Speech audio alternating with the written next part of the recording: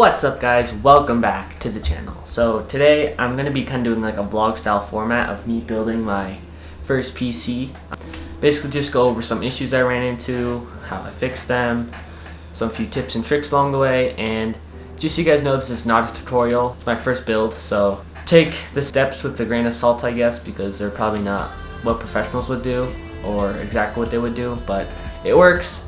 So you guys can go off that yours will probably work too. But anyways, first let's look at my PC, look at the parts I got, and I'll kind of explain to you where all the parts are.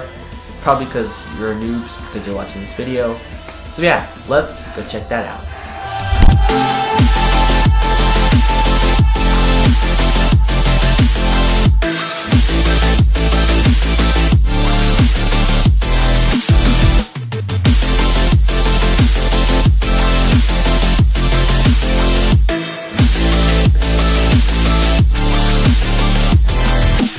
Alright guys, so let's go over the parts. Alright guys, so here are the parts behind me. Let's start off with the case. So the case I got is the NZXT B400 or something like that. I'll link it down below. It's a super awesome case. It's a really good price. It's super easy for beginners to use because it has super good cable management. The sockets and things you have to wire cables through are just plays super smart. All in one, it's an awesome computer case. So I would highly recommend getting it. So that's the case. I'm just running two fans that are sucking air out and it's sucking air in basically. So that's all I really need for now because I'm not overclocking anything or anything like that. Overclocking is basically just when you make your CPU or GPU or RAM or whatever you have in there run faster than the manufacturer had it go, so you can run things faster. You just have to have better cooling to make that work and not break your computer anyway. So yeah, that's that. For the, let's see, motherboard, I went with the ASRock B450M Pro 4. So this is a micro ATX board. Basically there's ATX, micro ATX, there's a bunch of other ones, but they're basically just different sizes. Some have more sockets, some have more PCIe slots, which is like where you plug graphics cards, and extensions for M.2 storage devices, but that doesn't really matter. So I just went with this one. It's cheap. It has USB 3.0, stuff like that. So that's a really good board. Just make sure you go with the right board for your CPU. Make sure they're compatible. A great website to get all your parts is called PC Part Picker. And basically you just go on there, you get all your parts, and it'll tell you if it's compatible or not and give you the price and all the best places you can get them. Although I did find them, sometimes the best places to buy them were incorrect, so just also search around a little bit for the really expensive stuff. Or if you want Amazon Prime because you want to build your computer really fast, you can also do that. Anyways, next up is the CPU. So I got the AMD 2700X, which is kind of a overkillish. Well, not really, because I'm using this for video editing, but it's a 8-core AMD processor, so it's really fast. I'm not really that nerdy with CPUs, but it's a fast one. Just say that. It's also expensive. That's the CPU. I got the MSI Armor Radeon X 570. Which is a graphics card. Basically what that does is it encodes video and has all the video side of things. So really good for gaming and editing, stuff like that. Mine actually has kind of a bug on it, or is a little bit damaged, I think, because when it's in my computer sometimes I'll be playing something and the screen just goes gray and I have to restart the computer. But I'm still looking at that problem, so that'll hopefully be fixed soon. But anyway, that's that one. Very good bang for your bucks graphics card. It's also 8 gigabytes of just dedicated video VRAM, I believe it's called. So that's cool. And then for the power supply, we got a Corsair 550 watt power supply. Also on Power Picker, it'll tell you how many watts your computer is going to need. So mine has, I think, uses 350 watts, but you always want to go over a little bit over just to make sure you'll have enough power. And Corsair is a trusted brand because you don't want to get power supply that will burn because it was really cheap. Get a good power supply. So I think those are all the parts we need to talk about. Alright, this is Luke from the future. I was actually wrong about those are not all the parts. I also got this Samsung 960 EVO, which is super fast and pretty expensive. I got the 500 gigabyte one. Basically, what M.2 is it's not SATA because SATA is a bottleneck of something. I don't know what it was. But it's basically just really fast, so any applications you put on there and Windows will boot really fast. And also, when you're video editing and you have your footage on a really fast drive, it is way better for video editing because it can access the video way faster and stuff like that.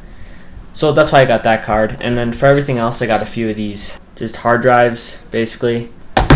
I got a 2 terabyte one, and then I took a few 500 gigabyte ones out of some old computers I found, formatted them, and they work great. So I have 4 terabytes of storage or something like that. For the RAM, which is very important, I got Corsair 16 gigabytes of RAM, 2 8 gigabyte sticks. With RAM, you also want to make sure it's fast RAM, so this is 3000 megahertz. I got 3000 megahertz because AMD, which is my CPU, the one I showed you before, runs much faster with faster RAM. So that's why I went with that decent RAM. So yeah, those are all the parts except for this monitor and this keyboard. So this monitor is only $130, I believe, on Amazon, and the colors are good. There's almost no bezels, which I really like. Gives it a really nice look. It's not an insane refresh rate or anything, but for what I do, it's awesome. And then for my keyboard, got this off Amazon.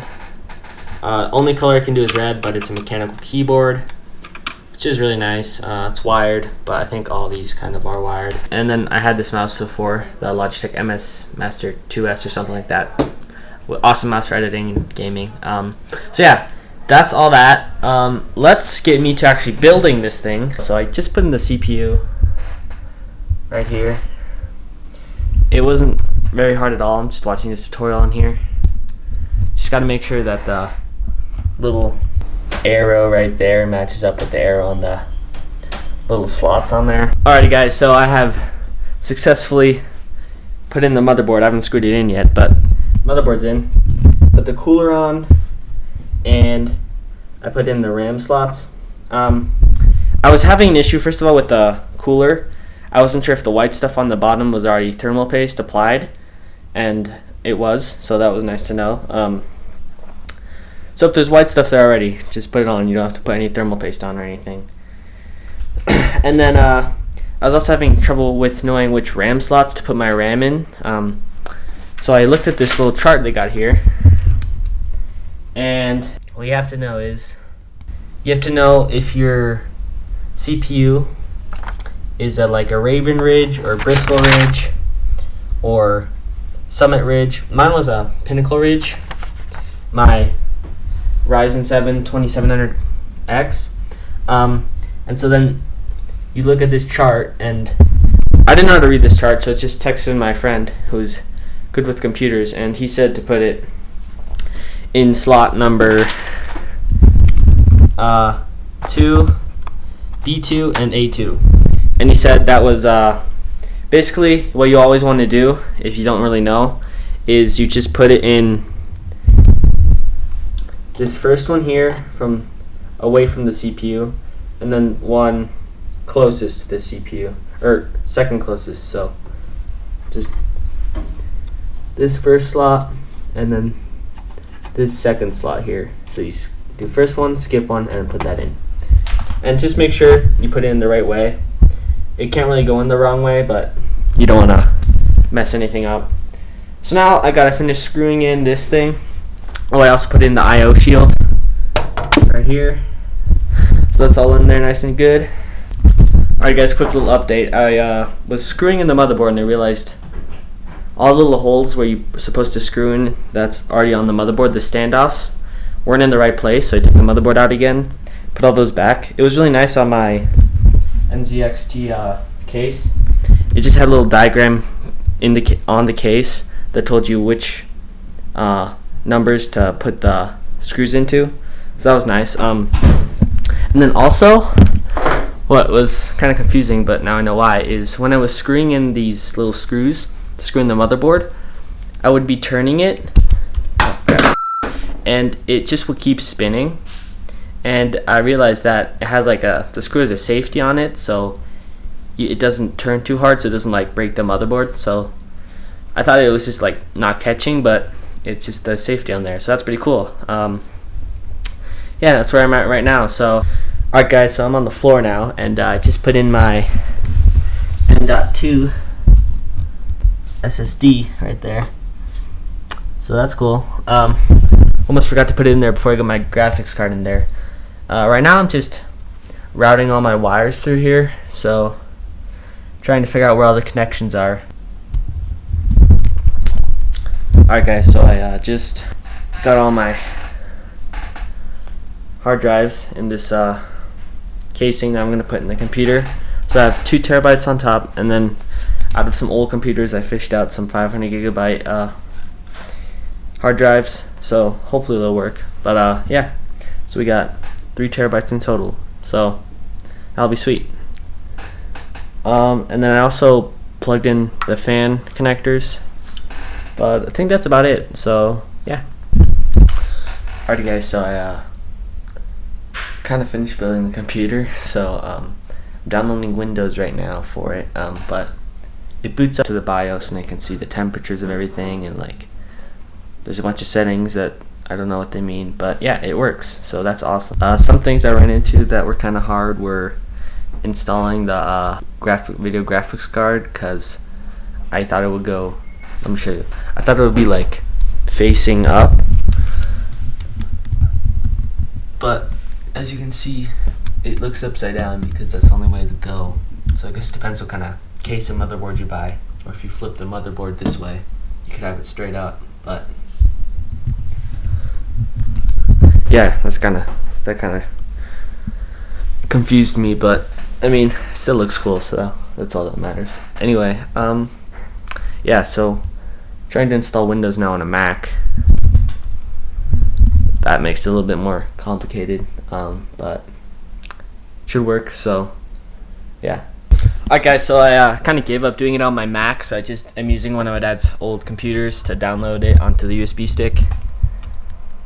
It's way easier to do it on here than onto a Mac. You have to do a bunch of weird stuff on a Mac to get it to work, but hopefully this works.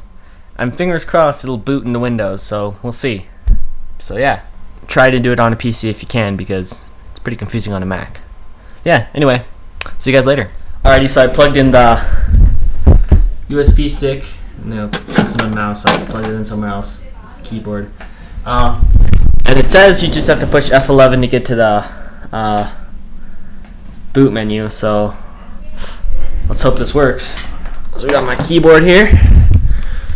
I'm gonna power on. Just pushing the F11 button. Let's hope this works. Okay, we got the logo in here. Yes! We're booting Windows, boys! Yes! It works. Ah, sweet. Look at that. Alright guys, so as you can see here, the computer's working. Put it right down here. It's a speaker. I'm planning on putting some more LEDs into it and stuff like that, make it look a little cooler, but for now, it works. I'm downloading some games right now, see how it's gonna work out. One thing I did do wrong is the first time I booted up Windows, I accidentally put it on from the USB stick to like to put it onto a hard drive on your computer, so you don't have to always have your USB stick in to boot up Windows. And I selected a 500 gigabyte hard drive instead of my SSD because it didn't really label it out really well, and they were both 500 gigabytes, so couldn't really tell. So I just after I realized that, I just restarted it, and yeah, it worked out, so it's awesome. And now just downloading a bunch of stuff. So yeah, talk to you guys later. Alrighty guys, so quick little update. I put some RGB lights in here. So that's awesome. And awesome thing I realized is you can literally get these USB LED just things you plug into USBs and just yeet them into this case and just plug them into the LED strips, and it works great. So you can even control it from the computer. Let me show you that real quick. So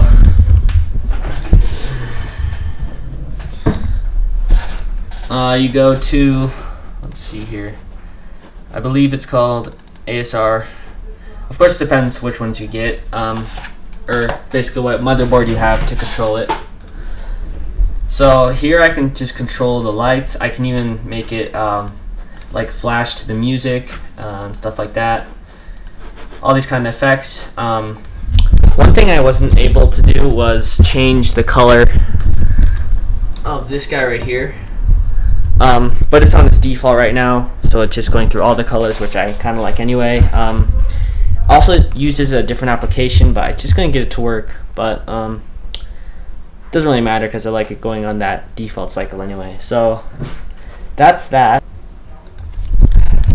We're going to update a lot of drivers, so just your computer should get most of the drivers automatically, but just make sure they're the latest version. You can check your graphics card like firmware or drivers by right clicking on your screen and then clicking AMD Radeon settings, and then you can go to system, and let's see here, it'll give it to you right here. And then also you're gonna want to get some applications. So I got kind of like a computer monitor, like it monitors the temperatures, the speeds that everything's going at. It's from NZXT, which is the case manufacturer. I hope I said that right. But with this application you can check your FPS in games, your how fast things are going. So it's pretty cool. See, I can see all my stats here. There's lots of different modes you can go explore. But if you don't have one of those yet, you can just right click on the start menu and then go to task manager and then go to performance, and here you can see what your CPU is running at, what your GPU is running at. So that's already useful information to know, especially if you're going to overclock, stuff like that. Also, make sure you watch videos on your BIOS, because there's some things in there you have to change. One thing I had to change, or I was told to change by my good friend Steven, who helped me some of the stuff, is I was basically bottlenecking my RAM by only allowing it to go to 2,400 megahertz, and in the BIOS I could boost it up to 3,000, which is what the RAM can go to, so that sped up. I think that's the only really big thing we did in the BIOS. Yeah, let me show you guys how this thing works and what this thing can do. So let's change camera angle so I don't have to hold the camera while I'm doing this. Alright, so we just started up Apex Legends here. I'm super bad at this game, but lots of people are playing it now, so you might want to see how this thing runs. Alrighty, so as you guys can see, we're about to drop here. And if you look around, these graphics are pretty nice. Up here, I can see that we are running at 50 frames per second. There's also some other apps running in the background. So that all looks good. GPU's at 100% load. CPU's at 15.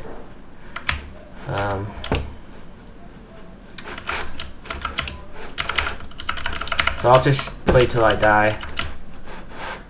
Record my death.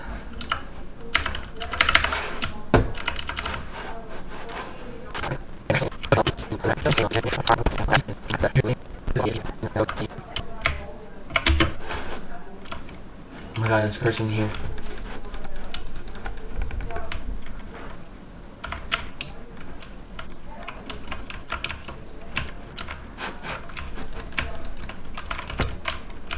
Oh boy.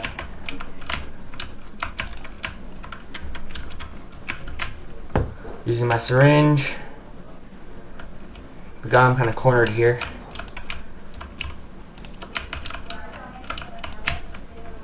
Don't have a really good gun right now, just have a pistol. There's someone, they're coming out, it's coming out. Oh shit. Missed all those shots, I think.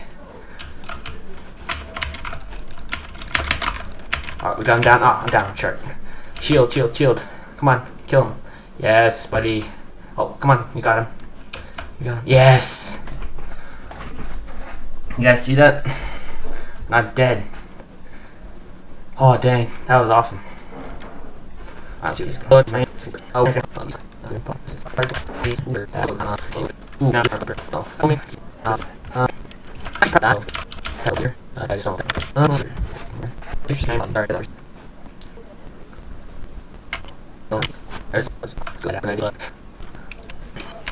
That's how you can use it. Oh, right there. Oh, crap, I'm down. No.